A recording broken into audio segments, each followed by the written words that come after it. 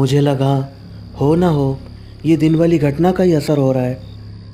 ऐसा ही करते करते पता नहीं कब रात में मेरी आंख लगी और मैं सो गया। लेकिन सुबह में उस दिन थोड़ा सा लेट उठा। अक्सर मैं सुबह 5 बजे उठ जाता था। नाश्ता वगैरह बनाकर खा पी कर फिर शमशान घाट में अपने काम पर निकल जाता था। लेकिन उस दिन मैं 8 बजे तक सोया रहा। लेकिन उस दिन मुझे काम पर तो जाना नहीं था, इसलिए कोई ऐसी दिक्कत नहीं थी, क्योंकि आज तो मुझे अपने गांव जाना था। कल तक मैं सोच रहा था कि नहीं, लोगों को कहने दो, पर मैं तो काम पर आऊँगा। लेकिन आज मैंने भी सोच लिया कि अब मुझे अपने गांव जाना है। रात को जो कुछ भी हुआ मेरे साथ, वो सब मुझे बहुत परेशान कर रहा था। इसलिए मैंने अपना थोड़ा सा सामान पैक करा और आंटी को कहा, आंटी मैं गांव जा रहा हूँ। आंटी मेरी बात सुनकर हैरान थी कि अचानक मैं गांव क्यों जा रहा हूँ। इसलिए आंटी ने मुझसे कहा, राम घर पर सब ठीक तो है? क्या हुआ, कोई दिक्कत है क्या? मैंने आंटी को जवाब देते हुए कहा, नहीं आंटी, मैंने छुट्टी ली है और कुछ दिनों के लिए अपने घर जा रहा हूँ। आंटी ने मुझे फिर कहा, अच्छा, इस बार तुमने बताया नहीं, वैसे तो हफ्ते भर पहले ही बता देते हो कि मैं जाने वाला हूँ। मैंने कहा, वो आंटी बस अचानक ही घर जाने का सोचा। इतना बोलकर मैं वहाँ से निकल गया। शाम के 6 बजे की ट्रेन थी, इसलिए मैंने सोचा थोड़ा जल्दी जाकर तत्काल की टिकट ले लूँगा। मैं घर से सही टाइम पर निकला, जाकर तत्काल का टिकट लिया और ट्रेन में बैठ गया। मुझे वाराणसी जाना था। मैं ट्रेन में बैठा था और बाकी बहुत लोग थे ट्रेन में। रात में मैंने देखा गेट के पास एक शादीशुदा नया जोड़ा खड़ा था। वो गेट के पास खड़े होकर आपस में बातचीत कर रहे थे। रिजर्वेशन डब्बा था, इस वजह से सब अपनी सीट पर ही बैठे थे। बस वही दो अपनी सीट छोड़कर गेट के पास खड़े थे। ट्रेन में भीड़ भी काफ़ी थी, सभी सीटें भरी हुई थी। पर तभी मैंने देखा कि वो दोनों आपस में बात करते करते कुछ बहस करने लगे और अचानक उस लड़के ने अपने साथ खड़ी लड़की को एकदम से धक्का मारकर नीचे गिरा दिया और उस लड़की की तेज़ तेज़ चीखने चिल्लाने की आवाज़ काफ़ी दूर तक आ रही थी और ट्रेन भी तेज़ी से चली जा रही थी। पर आसपास के लोग उस लड़के को कोई भी कुछ नहीं कह रहे थे। पर मैंने ज़ोर से चिल्लाते हुए कहा, इसने लड़की को नीचे फेंक दिया, अरे कोई चेन खींचो ट्रेन की, अरे कोई इसे कुछ कहता क्यों नहीं, इसने एक लड़की को नीचे फेंक दिया। लेकिन मेरी बात का किसी पर कोई असर नहीं हो रहा था और कोई भी उस लड़के को कुछ नहीं कह रहा था। पर मैंने सोचा, अब नहीं, अब मैं चैन खींच लूँगा। मैं इन लोगों की तरह शांत नहीं बैठूँगा। इस लड़के ने एक मासूम लड़की को नीचे फेंक दिया और सब मूक दर्शक बने देख रहे हैं। मैंने कहा, लेकिन मैं चुपचाप नहीं बैठूँगा, इस आदमी को इसके किए की सज़ा दिला कर रहूँगा। मैं इसे पुलिस में पकड़ा कर ही दम लूँगा। पर तभी ऐसा लगा किसी ने मुझे हाथ से हिलाकर उठा दिया। मैं ट्रेन में बैठे बैठे सो गया था। ओह, मतलब मैं सपना देख रहा था। मेरे आगे टिकट चेकर खड़ा था। टीटी ने मुझे कहा, टिकट दिखाओ। मैंने उसको टिकट दिखाया और अपना चेहरा रुमाल से पोंछा, क्योंकि मुझे बहुत पसीना आ रहा था। मेरी नज़र गेट पर पड़ी। बोगी का गेट बंद था और सभी सीटों पर पैसेंजर बैठे हुए थे।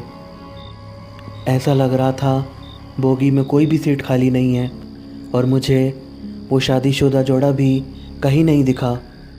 उसके बाद मैं अपनी सीट पर बैठा रहा और ट्रेन अगले दिन वाराणसी स्टेशन पर रुकी। मैं ट्रेन से उतरकर सीधा बस स्टैंड गया, क्योंकि हमें अपने घर जाने के लिए बस करनी पड़ती थी। बस वाला इंतज़ार कर रहा था सभी सवारियों का। बस सवारियों से फुल हो गई और बस निकल पड़ी। अभी हम कुछ ही आगे गए होंगे, तभी मैंने देखा कि फुटपाथ पर एक लड़का लड़की साथ चल रहे थे कि तभी अचानक उस लड़के ने अपने साथ चल रही लड़की को धक्का दे दिया और वो लड़की आकर सीधा रोड पर गिरी और जिस बस में हम बैठे थे वही बस उस पर चढ़ गई और उस लड़की की चीखें बड़ी ज़ोर ज़ोर से सुनाई देने लगीं। लेकिन ड्राइवर ने बस नहीं रोकी और ड्राइवर बस को लगातार चलाता गया। तभी मैंने कहा, भैया गाड़ी रोको, भैया रोको गाड़ी जल्दी, वो रोड पर गिरी है, बस चढ़ गई एक लड़की पर। ड्राइवर ने तुरंत ब्रेक मारी और कहा, क्या हुआ? मैंने उसको बताया, पीछे एक लड़की रोड पर गिरी थी जिस पर बस चढ़ गई। पर सब ने जब पीछे देखा तो पीछे ऐसा कुछ भी नहीं था। ड्राइवर और कंडक्टर ने मुझे बड़े गुस्से में कहा, भाई पागल हो क्या? सुबह सुबह शराब पी ली क्या? फालतू की बकवास कर रहे हो। अगर तुमको जाना है तो जाओ, वरना उतर जाओ यहीं पर। ड्राइवर और कंडक्टर के साथ बस के और यात्री भी मुझ पर चिल्ला रहे थे, पागल हो क्या? उल्टी सीधी बातें कर रहे हो। पर मैंने किसी को कुछ नहीं कहा क्योंकि अब मैं अपने आप से ही परेशान हो चुका था। मेरे साथ पता नहीं 2 दिन से क्या हो रहा था। पहले शमशान घाट में, फिर घर पर, फिर ट्रेन में और अब बस में।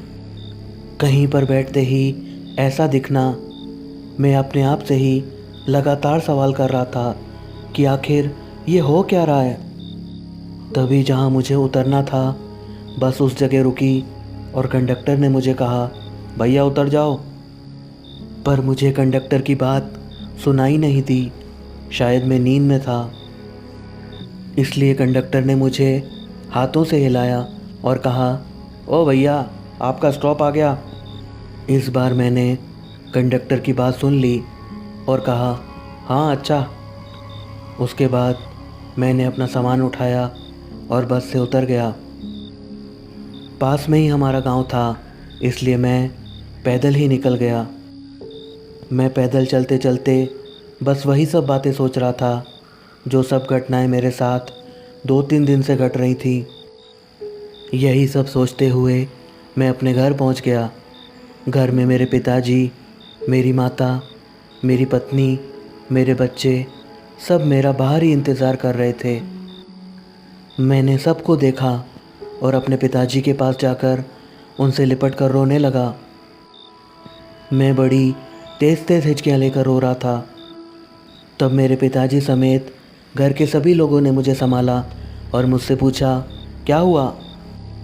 मैंने अपने साथ घटी सारी घटना उन सभी को बता दी। मेरे पिताजी ने कहा, तुम नहा धोकर पहले खाना खा लो, फिर थोड़ा आराम कर लो, सब ठीक हो जाएगा। उसके बाद मैं नहा धोकर खाना पीना खाने के बाद लेट गया और शाम को 5 बजे मेरी आँख खुली। पूरा दिन मैं लेटा रहा था। शाम को मैंने अपने पूरे परिवार के साथ समय बिताया, बातचीत करी, सबसे मिलकर बहुत अच्छा लग रहा था। बड़े दिनों के बाद मैं अपने परिवार के लोगों से मिल रहा था। रात को खाना पीना खाकर सब सोने के लिए अपने अपने कमरों में चले गए। मैं भी अपने कमरे में चला गया। थोड़ी देर में मेरी पत्नी भी आ गई। हम लोगों ने काफ़ी देर तक बात करी और फिर हम सो गए। अचानक रात को मेरी आँख खुली। ऐसा लगा जैसे बाहर से कोई दरवाज़ा खटखटा रहा है। मैं उठा और मैंने दरवाज़ा खोला। बाहर देखा तो मेरी पत्नी खड़ी थी। मैंने उससे कहा, तुम बाहर कैसे आई? अभी तो तुम अंदर ही थी, मेरे साथ ही लेटी हुई थी। पर मेरी पत्नी कुछ नहीं बोली और गांव में सड़क की तरफ भागने लगी। मेरी पत्नी की पायल की आवाज़ बहुत तेज़ तेज़ खनक रही थी। मैं भी चिल्लाता हुआ उसके पीछे पीछे भाग रहा था और मैं बोल रहा था, रुको रुको, क्या हुआ, रुको। लेकिन मेरी पत्नी चीखते चिल्लाते हुए लगातार भाग रही थी। मुझे कुछ समझ नहीं आ रहा था कि मेरी पत्नी को आखिर हुआ क्या है। मेरी पत्नी गांव में जंगल की तरफ भागने लगी और मैं भी उसके पीछे चिल्लाता हुआ तेज़ तेज़ भाग रहा था। तभी मुझे पीछे से किसी की आवाज़ आई। मेरे पिताजी और मेरे परिवार के लोग मुझे बुला रहे थे। वो मेरी तरफ भागते हुए आ रहे थे। मैं वहीं खड़े होकर रोने लगा। मेरी पत्नी जंगल के अंदर जा चुकी थी। मेरे पिताजी ने तुरंत मुझे पकड़ा और कहा, राम क्या हुआ, क्यों भाग रहे हो तुम? मेरी पत्नी का नाम मीतू है। मैंने कहा, मीतू को पता नहीं क्या हुआ और वो जंगल की तरफ भाग गई। मेरी बात सुनकर मेरे पिताजी ने कहा, अरे पागल हो गए हो क्या तुम बिटुआ? मीतू साथ में ही तो है हमारे, और मीतू मेरे पीछे ही खड़ी है। वास्तव में मेरी पत्नी बच्चों के साथ पीछे ही खड़ी थी। वो मुझे पकड़कर रोने लगी और रोते हुए ही कह रही थी, क्या हो गया आपको? आप अचानक से क्यों घर से निकलकर भागने लगे? उसके बाद उस रात मुझे नींद नहीं आई। शमशान घाट में काम करने वाला बंदा आज इस हालत में था। सोच लो आप, वो रात कैसी होगी। अगले दिन मेरे पिताजी मुझे एक तांत्रिक बाबा के पास लेकर गए। उन्होंने झाड़ फूंक और पूजा वगैरह की और मुझसे सब कुछ पूछा कि क्या क्या हुआ था आपके साथ। मैंने शुरू से सारी घटना बाबा को बताई। बाबा ने मेरे गले में एक ताबीज़ बांधी और हाथों में मंत्र पढ़कर एक धागा बांध दिया।